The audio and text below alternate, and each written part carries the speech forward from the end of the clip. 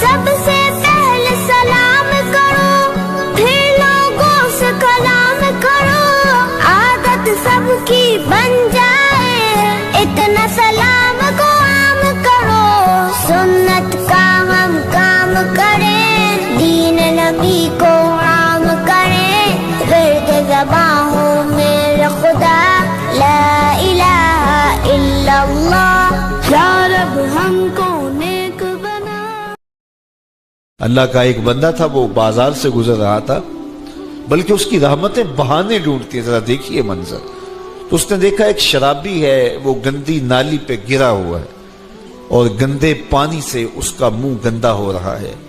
انسان کے احترام کے ناطے دل میں ترس جاگا اور اس کو وہاں گندی نالی سے اٹھایا اور اس کا منہ دھویا اور گھر کا رستہ دکھایا۔ خیر شام ہوئی، رات پڑی، جب پچھلا پہر ہوا تو وہ بزرگ جنہوں نے دن کو شرابی کا منہ دھویا تھا تو وہ مسجد میں تہجد پڑھنے کے لیے آئے، تو کیا دیکھا کہ وہی شرابی جو دوپہر کو گندی نالی پہ دھت پڑا تھا آج اس بزرگ سے بھی پہلے مصلی پہ کھڑا ہو کے نماز پڑھ رہا ہے۔ تو بڑی حیرت ہوئی کہ یہ تو وہ دن والا شرابی ہے اور میں نے آج اس کا منہ دھویا تھا، نشے میں دھت پڑا تھا۔ تو حیرت کا اظہار کیا تو ہاتف سے آواز آئی، میرے بندے تو نے اس کا منہ دھو دیا تھا، میں نے اس کا دل دھو دیا ہے۔ تو جب بندہ اللہ کے حضور توبہ کرتا ہے، اس کے حضور معافی مانگتا ہے، تو پھر وہ کتنا عطا کرتا ہے، اور بندے کے گناہوں کو معاف ہی نہیں کرتا بلکہ اس کے گناہوں کو نیکیوں میں بدل کے رکھ دیتا ہے۔ یہ بندے پر اللہ کی کرم نوازیوں کے برستے رنگ ہیں۔ التائب من الذنب کمن لا ذنب لہ، گناہ سے توبہ کرنے والا ایسا ہوتا ہے جیسے اس نے گناہ کیا ہوا ہی نہیں۔ حدیث پاک میں آتا ہے کہ قیامت کے دن ایک شخص اپنا نامہ اعمال کھولے گا اور اسے فرمایا جائے گا کہ اپنے نامہ اعمال کو پڑھو، تو وہ نامہ اعمال پڑھنا شروع کرے گا۔ اب اس نے بڑے بڑے جرم کیے ہوں گے اور چھوٹے چھوٹے گناہ بھی کیے ہوں گے، اب اللہ سے حیا کرتے ہوئے، شرم کرتے ہوئے جو بڑے گناہ ہیں ان کو چھوڑتا جائے گا، صرف نظر کرتا جائے گا اور چھوٹے چھوٹے گناہ پڑھتا جائے گا۔ جب وہ سارا نامہ اعمال پڑھ چکے گا تو آواز آئے گی، بندے جا، میں تیرے سارے گناہوں کو بدل کے نیکیوں میں تبدیل کر دیا۔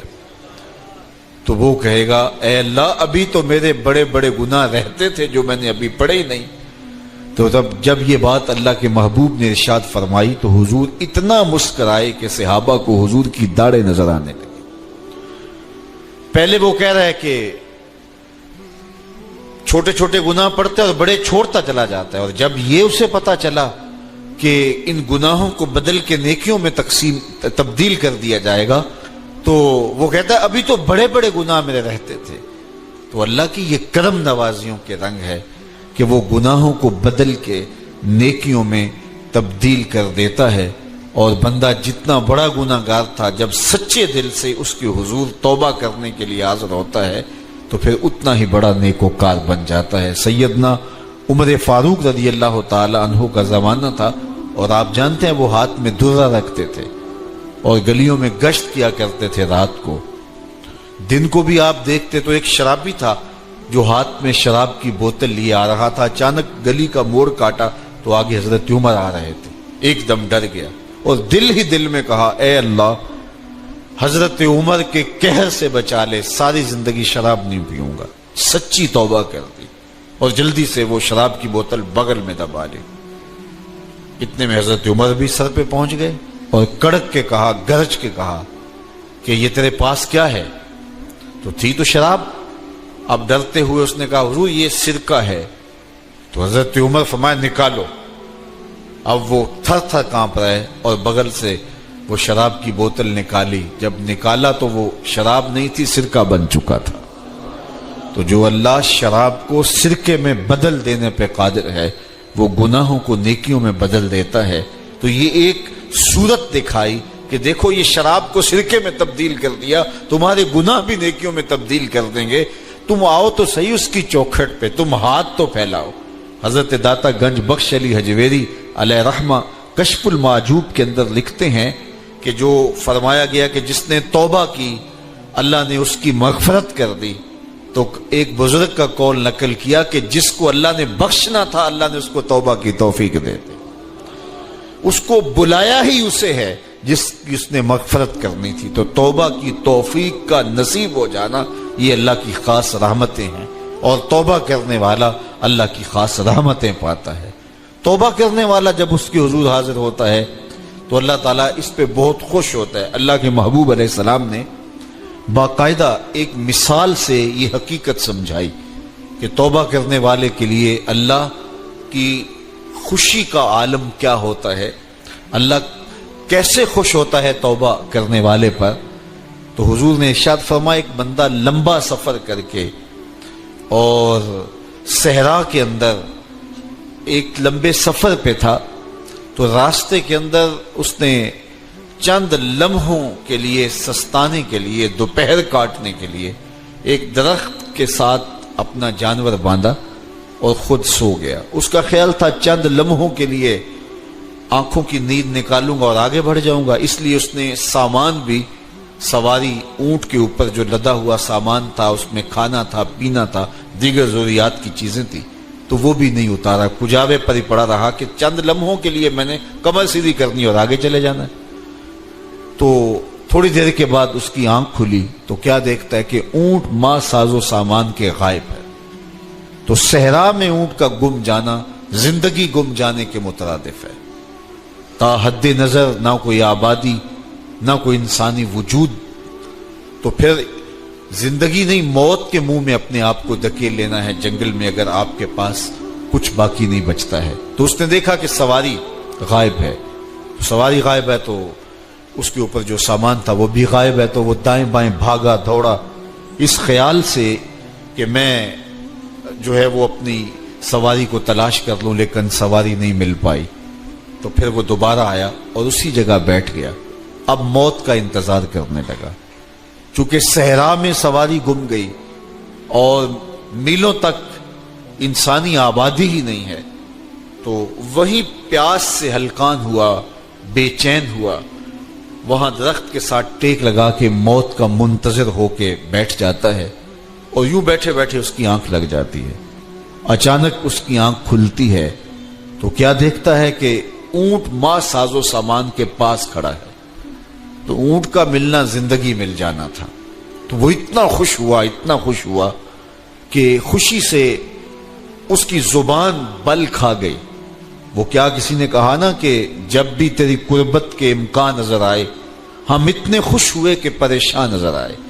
تو کہنا تو یہ تھا کہ اے اللہ تو میرا رب اور میں تیرا بندہ، لیکن وہ خوشیوں کے ہجوم میں درک گیا اور کیا کہتا ہے اللہم انت عبدی وانا ربک، اے اللہ تو میرا رب، تو میرا بندہ اور میں تیرا رب۔ تو اس قدر وہ خوشیوں میں درک گیا کہ اس کو اپنی زبان پہ قابو اور کنٹرول نہ رہا۔ کسی کے آنے سے ایسے ہوش اڑے ساقی کے، شراب سیخ پہ ڈالی اور بوتل میں کباب۔ تو کہتا ہے اللہم انت عبدی وانا ربک، تو میرا بندہ اور میں تیرا رب۔ تو یہ اس کی زبان قابو میں نہ رہی اور وہ بل کھا گیا، خوشیوں کا ہجوم ایسا ہوا۔ تو اللہ کے محبوب نے یہ مثال بیان کرنے کے بعد ارشاد کیا مجھے بتاؤ اس بندے کو کتنی خوشی ہوئی کہ زبان پہ قابو نہیں، جذبات پہ کنٹرول نہیں، کہنا کچھ ہے بول کچھ رہا ہے۔ تو صحابہ نے عرض کی حضور بہت خوشی ہے۔ تو فرمایا جس طرح یہ بندہ اونٹ کے ملنے پر واپس آنے پہ خوش ہوا، حتیٰ کہ خوشیوں کے ہجوم میں اس کی زبان بھی قابو میں نہیں رہی، یہ بتا رہا ہے خوشیوں کے وفور کا عالم اور مسرتوں اور جو ہے وہ خوشیوں کی کثرت کا عالم بتا رہا ہے۔ تو فرمایا یہ بڑا خوش ہوا جب کوئی بندہ پلٹ کے مالک کی دہلیز پہ آتا ہے، اللہ اس سے بھی زیادہ خوش ہوتا ہے کہ میرا بندہ میری چوکھٹ پہ آ گیا۔ تو پھر اللہ یہ نہیں دیکھتا کہ اس کے گناہ کتنے ہیں، سمندر کی جھاگ کے برابر بھی گناہ ہو تو معاف کر دیے جاتے ہیں، اس لیے کہ میرا بندہ پلٹ کے میری چوکھٹ پہ آیا ہے۔ تو توبہ اللہ کو محبوب ہے، اللہ کو مطلوب ہے، اللہ کو چاہیے کہ بندہ اس کے حضور آئے اور پھر اللہ جل شانہ اس کی مغفرت و بخشش فرما دیتا ہے۔ یہ موسم نور کے موسم ہے. عام دنوں میں بھی توبہ کرو، دن میں کرو یا رات کو کرو، کسی بھی مقام پہ توبہ کرو، اللہ معاف کر دینے والا ہے. لیکن یہ خاص ایام تو ایسے ہیں کہ اللہ کی رحمتیں بندوں کو معاف فرما دیتی ہیں، اور اگر کوئی توبہ کا جو ہے وہ دامن پکڑ کے آ جائے، اس کے حضور حاضر ہو جائے، تو پھر اللہ تعالیٰ جل شانہ بندوں کی خطائیں بھی معاف کرتا ہے اور ان کے گناہوں کو بدل کے نیکیوں میں تبدیل کر دیتا ہے. خوش نصیب ہیں وہ لوگ جو ان بابرکت ایام میں اپنی بخشش کا سامان کر لیتے ہیں، اور ان سے بڑا بدبخت بھی کوئی نہیں جو ان سہانے موسموں میں بھی پیاسے رہتے ہیں اور ان موسموں میں بھی ان کی بخشش و مغفرت نہیں ہو پاتی.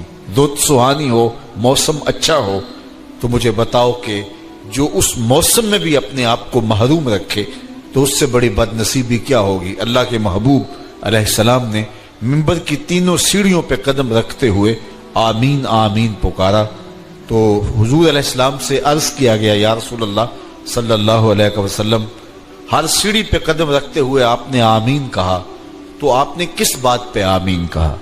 فرمایا جبریل امین حاضر خدمت ہوئے اور انہوں نے کہا اس شخص کی ناک خاک آلود ہو جو ماہ صیام رمضان المبارک کو پائے اور اپنی بخشش نہ کروا سکے. تو میں نے اس پہ آمین کہا کہ اتنا مقدس مہینہ نصیب ہو، اتنا سہانا موسم آئے اور وہ پھر جہاں کھڑا تھا وہی کا وہی کھڑا رہے. میں اور آپ اپنا محاسبہ کر سکتے ہیں. موسم رحمت اور فصل نور رمضان المبارک اپنا آدھا سفر طے کر چکا ہے. یہ مبارک مہینہ آدھا سفر اس کا بھی باقی ہے. تو میں اور آپ ذرا اپنے آپ کو اپنے ضمیر کی عدالت میں کھڑا کر کے اپنے آپ کو دیکھ کر کے دیکھیں، سوچیں کہ ہم نے ان 15 دنوں کے اندر کتنا سفر طے کیا. 29-30 شعبان کو ہم جہاں کھڑے تھے، کیا ہم آج بھی وہیں کھڑے ہیں یا ہمارا کچھ سفر بہتری کا ہوا ہے؟ اور اگر ہم وہیں کے وہیں کھڑے ہیں تو پھر ابھی وقت ہے ہم بقیہ 15 دنوں میں اللہ کی رضا جوئی کے لیے کوشاں ہو جائیں، ورنہ کتنی بڑی وعید ہے. جبریل دعا کر رہے ہیں اور اس پہ حضور آمین کہہ کے مہر لگا رہے ہیں. اس شخص کی ناک خاک آلود ہو جو ماہ صیام کو پائے اور اپنی بخشش نہ کروا سکے. مجھے اور آپ کو پتہ ہے کہ ہم کہاں کھڑے ہیں. بل الانسان علی نفسہ بصیرہ ولو القی معاذیرہ.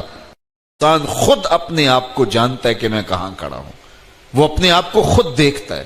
ایک تو فیصلہ قیامت کے دن ہوگا، نامہ اعمال تولے جائیں گے اور نامہ اعمال کے تلنے کے بعد پتہ چلے گا نیکیاں کتنی اور برائیاں کتنی.